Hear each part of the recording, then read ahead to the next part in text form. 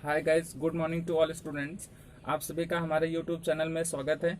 और हम आज आपके लिए बहुत ही बेहतरीन सा सेशन लेकर आए हैं। आज हम लोग पढ़ने वाले हैं जैव भार पिरामिड। और इसके पहले हमने आपको पढ़ाया था कि परितंत्र की खाद्य श्रृंखला दोनों स्थलों पर, यानी कि घास स्थल पर क्या परितंत्र की खाद्य श्रृंखला होगी और समुद्र स्थल पर खाद्य श्रृंखला क्या होगी। तो इसके बारे में मैंने आपको पढ़ा दिया है। अगर आप उस वीडियो को नहीं देखे हैं तो पहले आप उस वीडियो को देख लीजिए। और आज हम लोग पढ़ने वाले हैं जैव भार पिरामिड, ये क्या होता है। ठीक है, तो जैव भार पिरामिड क्या होता है, चलिए देखते हैं। और उसके बाद ध्यान से समझेंगे इसको कि जैव भार पिरामिड क्या होता है। तो मैं यहाँ लिख देता हूँ, पारिस्थितिकी या परितंत्र के विभिन्न स्तर, विभिन्न परितंत्र के विभिन्न पोषण स्तर के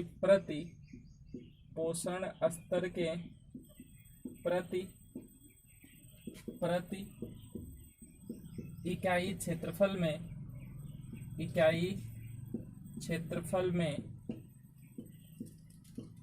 में उपस्थित जीव भार के रेखा चित्रण निरूपण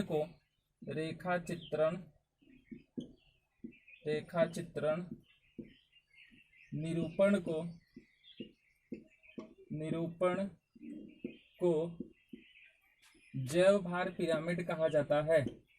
जैव भार पिरामिड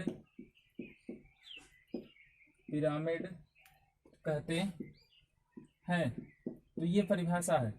अब ध्यान से समझेंगे कि ये परिभाषा जो है, इसके बारे में मैं आपको समझा देता हूँ फिर से, और आपको हर चीज समझ में आएगा। ठीक है, तो ध्यान से समझेंगे कि इसमें देखिए, परितंत्र के विभिन्न पोषण स्तर के प्रति, यानी कि जो परितंत्र है इसके क्या होंगे, विभिन्न पोषण स्तर होंगे।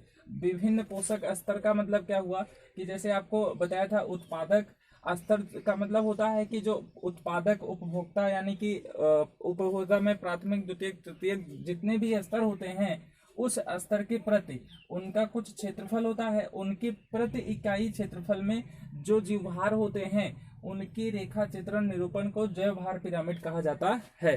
ठीक है, अब इसके बारे में मैं आपको इसका चित्रण बता देता हूं। जो इनका निरूपण है, तो इसका निरूपण मैं बता देता हूं इस तरह से। जैसे मान लीजिए ये आपका हो गया हरे घास। ठीक है, तो ये जो मतलब हम बना रहे हैं, ये बना रहे हैं किसका, तो मैं ये बना रहा हूं आपका घास स्थल पर परितंत्र। तो घास स्थल पर परितंत्र जो है, इनमें कैसे पाया जाता है जैव भार पिरामिड, इसके बारे में बता रहा हूं। तो देखिए, जैसे ये हो गया आपका पहला स्तर, और पहला स्तर जो है ये हो गया, मान लीजिए घास। क्या हो गया, घास। अब घास को कौन खाएगा स्टूडेंट, तो घास को खाएगा टिड्डा। क्या कौन खाएगा, टिड्डा खाएगा। मैं आपको बताया हूं, टिड्डी को कौन खाएगा, तो टिड्डी को खाएगा मेढक। ठीक है, टिड्डी को कौन खाएगा, मेढक खाएगा। और मेढक को कौन खाएगा, तो मैंने आपको बताया था, इसको सांप खाएगा। फिर इसके बाद अगर बात करें सांप को कौन खाएगा, तो आपको मैंने बताया था चील खाएगा। ठीक है, तो ध्यान से समझेंगे कि यहाँ पर जो ये है, मतलब कि मैंने आपको जो बताया है कि पोषण स्तर, तो इसमें पोषण स्तर क्या हो जाएगा, घास, टिड्डा, मेढक, सांप और चील। और ये जो घास है, ये क्या है, प्राथमिक स्तर है। ठीक है, इसको हम बोलेंगे निम्न स्तर। इसको हम बोलेंगे क्या, निम्न स्तर। ठीक है, निम्न स्तर। और उसके बाद ये हो जाएगा प्राथमिक स्तर, ठीक है, या पोषण स्तर। फिर इसके बाद ये हो जाएगा द्वितीयक, पोषण स्तर। फिर इसके बाद अगर सांप की बात करें तो ये हो जाएगा तृतीयक पोषण स्तर। ठीक है, अब इसके बाद ध्यान से समझेंगे, जो चील है ये हो जाएगा उच्च पोषक स्तर, उच्च पोषण स्तर, पोषण स्तर, ठीक है। अब ये जो आपका है मतलब पिरामिड, इसमें मतलब यहाँ पर जो ये क्षेत्रफल है, ये जो क्षेत्रफल है यहाँ पर जो है घास का, इस घास को हम उत्पादक भी कहते हैं, इस घास को हम स्टूडेंट क्या कहते हैं, उत्पादक कहते हैं। और ये जो आपका टिड्डा है, इसका जो क्षेत्रफल है या टिड्डा जो है, ये क्या होता है, प्राथमिक उपभोक्ता होता है। ये क्या होता है स्टूडेंट, प्राथमिक उपभोक्ता होता है। फिर इसके बाद ये जो है ये क्या हो जाएगा, द्वितीयक उपभोक्ता हो जाएगा, द्वितीयक उपभोक्ता। फिर इसके बाद अगर हम बात करें इसकी, तो ये हो जाएगा तृतीयक उपभोक्ता, तृतीयक उपभोक्ता, ठीक है। और ये जो है आपका ये हो जाएगा अंतिम या उच्च उपभोक्ता, ठीक है, अंतिम उपभोक्ता, या इसी को हम क्या कहते हैं, उच्च उपभोक्ता कहते हैं। जो मतलब कि चील होता है उसे हम उच्च उपभोक्ता कहते हैं।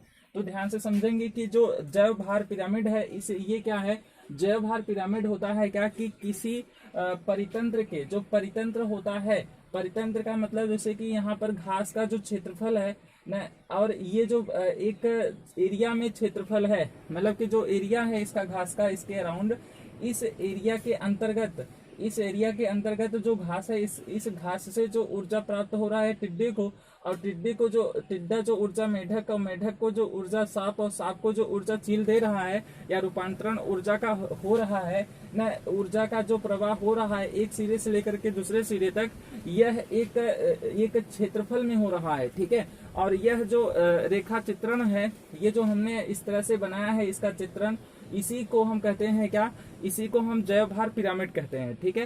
तो जैव भार पिरामिड क्या हो जाएगा कि किसी परितंत्र के विभिन्न स्तर पर प्रति इकाई क्षेत्रफल में उपस्थित जैव भार के रेखा चित्रण निरूपण को क्या कहते हैं, जैव भार पिरामिड कहते हैं, ठीक है। तो आप इसको नोट कर सकते हैं, शॉर्ट स्क्रीन ले सकते हैं। चलिए अब इसके बाद आगे देखते हैं। देखिए ये जो है उत्पादक, ये जो उत्पादक, जैसे आप यहाँ पर देख रहे हैं कि जो उत्पादक है इसकी संख्या क्या है, इसकी संख्या ज्यादा है, इसकी संख्या क्या है, सबसे अधिक है। क्यों सबसे अधिक है, क्योंकि आपको मालूम होना चाहिए कि जैसे मान लीजिए यहाँ पर घास का जो घास है, अगर इसकी क्षेत्रफल कम होगी, अगर घास कम होगा तो यहाँ पर क्या होगा कि टिड्डा जो है सारे घास को खा जाएंगे, और जब घास को खा जाएंगे, घास नहीं रहेगा, तो जो टिड्डे हैं वो क्या खाएंगे, क्योंकि टिड्डा का भोजन क्या है, घास है। तो इसी तरह से, इसीलिए जो घास है ये क्या है, उत्पादक है, और जो घास है ये क्या होगा, सबसे अधिक होगा ना, घास जो है ये क्या होगा, सबसे अधिक होगा। और उसके बाद अगर हम बात करें टिड्डे की, तो टिड्डा क्या है, प्राथमिक उपभोक्ता है, और ये जो टिड्डा प्राथमिक उपभोक्ता है, ये इसकी संख्या क्या होगी, कम होगी, जो उत्पादक है उससे क्या होगी, कम होगी। और द्वितीयक उपभोक्ता जो है इसकी संख्या और कम होगी, और जो तृतीयक उपभोक्ता है इसकी भी संख्या और कम होगी प्राथमिक उपभोक्ता से, द्वितीयक उपभोक्ता से। और जो अंतिम उपभोक्ता है या जो मतलब उच्च उपभोक्ता है, इसकी संख्या सबसे कम होगी, तृतीयक उपभोक्ता से भी कम होगी। अर्थात हम कह सकते हैं कि जो मतलब कि यह आपका संख्या है प्राथमिक, द्वितीयक और तृतीयक उपभोक्ता की, ये क्या होगी, कम होती जाती है।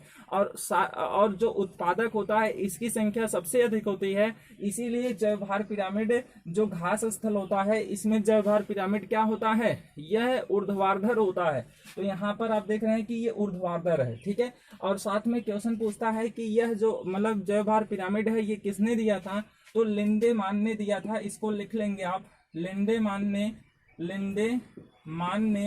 1942 में दिया था। 1942 में लिंडेमान ने जैव भार पिरामिड को बताया था। और उन्होंने बताया क्या था, उन्होंने बताया था कि जो ये मतलब जैव भार पिरामिड है, यह 10% नियम को फॉलो करता है, 10% नियम का अनुसरण करता है। अर्थात जैसे मान लीजिए ये आपका घास जो है, यह घास से जो ऊर्जा इस टिड्डे को, और जो टिड्डे से जो ऊर्जा मेढक को, और मेढक से जो ऊर्जा सांप को, और जो सांप से ऊर्जा चील को प्राप्त होगा, यह 10% ऊर्जा ही अपने शरीर में रूपांतरित करेगा। इसीलिए ये जो लिंडेमान ने जैव भार पिरामिड को 1942 में दिया था, इसमें इसी नियम को हम 10% का नियम कहते हैं। तो ये जैव भार पिरामिड का 10% नियम लिंडेमान 1942 ईस्वी में दिया गया था, ठीक है स्टूडेंट। तो ये हो गया आपका जैव भार पिरामिड। और जैव भार पिरामिड जो होता है, कभी कभी पूछता है कि जो आपका परितंत्र की खाद्य श्रृंखला है, जैसे जो परितंत्र है ये स्थल पर भी होता है, यानी कि जो आपका घास स्थल है उस पर भी परितंत्र होता है, और जो जली तल होता है या जो समुद्र होता है या कह सकते हैं जो समुद्र स्थल होता है उस पर भी परितंत्र पाया जाता है, पारिस्थितिकी तंत्र पाया जाता है। तो इसमें आपसे पूछा जाता है कि जो जैव भार पिरामिड है, ये जैव भार पिरामिड किसमें सीधा होता है? तो आप कहेंगे कि जैव भार पिरामिड जो है ये सीधा होता है किसमें? घास स्थल पर। तो मैं यहाँ पर लिख देता हूँ, मैं इधर लिख देता हूँ कि जो जैव भार पिरामिड है, जैव भार पिरामिड, ठीक है, जैव भार पिरामिड ये होता है सीधा। क्या होता है? सीधा, या इसी को आप कह सकते हैं ऊर्ध्वाधर, ठीक है, ऊर्ध्वाधर। तो ये ऊर्ध्वाधर या सीधा किसमें होता है? तो घास स्थल पर। जो घास स्थल है, घास स्थल पर परितंत्र में, घास स्थल पर परितंत्र में, जो घास स्थल परितंत्र होता है उसमें जैव भार पिरामिड कैसा होता है? सीधा होता है, या उसी को ऊर्ध्वाधर भी कह सकते हैं आप, ठीक है। और उसके बाद जैव भार पिरामिड ये उल्टा होता है, ये उल्टा होता है। तो अगर आपसे पूछे उल्टा किसमें होता है, तो वह होता है समुद्र स्थल पर परितंत्र में, समुद्र स्थल के परितंत्र में, समुद्र स्थल के परितंत्र में, ठीक है, समुद्र स्थल के परितंत्र में होता है ये जैव भार पिरामिड। क्या?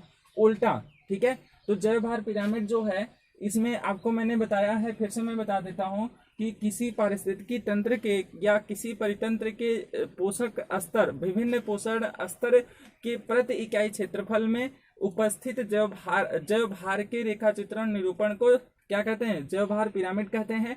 और जैव भार पिरामिड ये घास स्थल पर उपस्थित पारिस्थितिकी तंत्र में सीधा होता है, जबकि अगर हम देखें समुद्र स्थल के परितंत्र में तो इसमें जैव भार पिरामिड उल्टा होता है, ठीक है। जैसे कि हम आपको यहाँ पर बनाकर दिखा देते हैं, जो समुद्र स्थल के परितंत्र में उल्टा होता है जैव भार पिरामिड, इसके बारे में आपको दिखा देता हूँ। जैसे यहाँ पर देखिए, ये आपका हो गया क्या?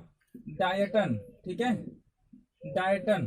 फिर इसके बाद यहाँ पर ये जो डायटन है ना, ये जो डायटन है ये समुद्र में क्या होगा? कम होगा। डायटन में जो समुद्र होता है उसमें डायटन की संख्या कम होती है, ठीक है। तो इसमें ये जो त्रिभुजाकार जैव भार पिरामिड होगा वो इस तरह से बनेगा। और ये हो गया क्या? डायटन, ठीक है, डायटन। और जो डायटन है इसको कौन खाएगा? तो इसको खाएगा कौन? क्रस्टेशियाई, ठीक है। अब इसके बाद ध्यान से समझेंगे कि जो क्रस्टेशियाई है इसको कौन खाएगा? छोटी मछलियां।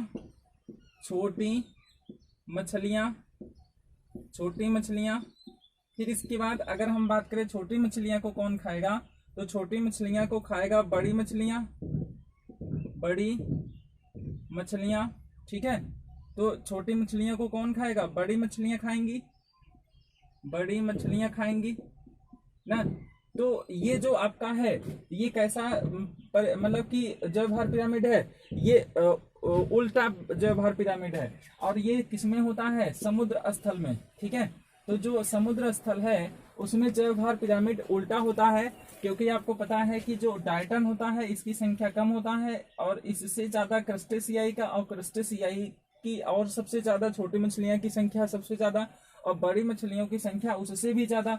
तो इस तरह से जो मतलब कि इसमें उत्पादक है, और उसके बाद ये जो उपभोक्ता है इसको हम प्राथमिक उपभोक्ता कहेंगे, और इसको हम द्वितीयक उपभोक्ता कहेंगे, इसको हम तृतीयक उपभोक्ता कहेंगे। तो जो आपका जैव भार पिरामिड होता है किसी जलाशय तल के समुद्र पारिस्थितिकी तंत्र में, उसमें जैव भार पिरामिड में उत्पादक की संख्या सबसे कम होती है, और उसके बाद प्राथमिक, द्वितीयक, तृतीयक उपभोक्ता की संख्या अधिक होती है, जिसके कारण जो आपका जैव भार पिरामिड होता है ये उल्टा पाया जाता है। किसमें? समुद्र स्थल के परितंत्र में, ठीक है।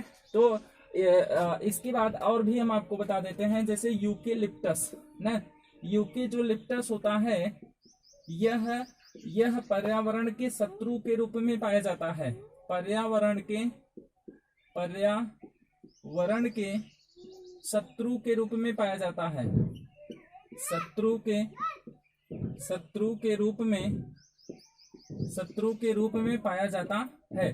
ठीक है, और ये जो यूकेलिप्टस है ये कहाँ पाया जाता है, तो आप कहेंगे ऑस्ट्रेलिया में। ठीक है, किसमें पाया जाता है, ऑस्ट्रेलिया में ना, तो ये ऑस्ट्रेलिया में पाया जाता है अधिक मात्रा में। ठीक है, तो ये हो गया क्या, और भी है, जैसे मान लीजिए ये आपका घास हो गया, ये हो गया वन, और इसके बाद यहाँ पर हो गया घास, ये हो गया क्या, घास। ठीक है, तो जो घास स्थल है और ये जो वन है, ठीक है, जो वन है और ये जो घास है, वन मान लीजिए इसका मैं आकार थोड़ा बड़ा बना देता हूँ घास का, ये घास हो गया, और वन का जो है ये डार्ट पॉइंट से हमने लिख दिया, तो यहाँ पर डार्ट भी है और उसके बाद घास स्थल भी है। ठीक है, यानी यहाँ पर वन भी है और घास भी है।